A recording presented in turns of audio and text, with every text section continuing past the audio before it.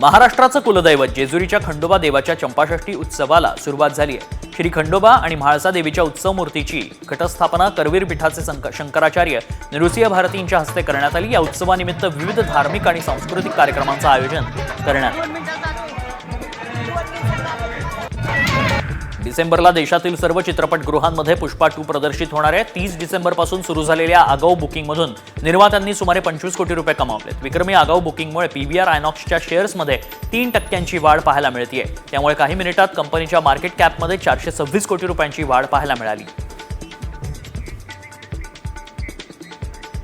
हिंगोली महानगरपालिकेनं मालमत्ता धारकांसाठी नव्यानं कर प्रणाली लागू करण्याची तयारी दर्शवली आहे। पालिकेच्या या निर्णयाविरोधात अजित पवार गटाच्या कार्यकर्त्यांनी गांधी चौक इथं स्वाक्षरी मोहीम राबवली। यावेळी अनेक नागरिकांनी पालिकेच्या नव्या कर प्रणाली विरोधात आवाज उठवला। दिल्लीत होणाऱ्या 98व्या अखिल भारतीय मराठी साहित्य संमेलनाच्या स्वागताध्यक्षपदी शरद पवारांची निवड करण्यात आली आहे। 21 ते 23 फेब्रुवारी 2025 दरम्यान हे संमेलन पार पडणार आहे। 70 वर्षांनी दिल्लीत होणाऱ्या या संमेलनाचं आयोजन सरहद संस्थेतर्फे केलं जात आहे।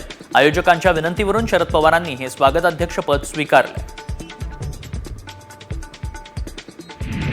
एसटी भाडेवाढीच्या प्रस्तावावर शरद पवार गटाचे आमदार रोहित पवारांनी नव्या सरकारवर टीका केली आहे। भाजपनं खरे रंग दाखवण्यास आता सुरुवात केली आहे। आता सरकार केलेल्या खर्चाची एक एक पै वसूल करणार हे नक्की, असा घणाघात पवारांनी केला।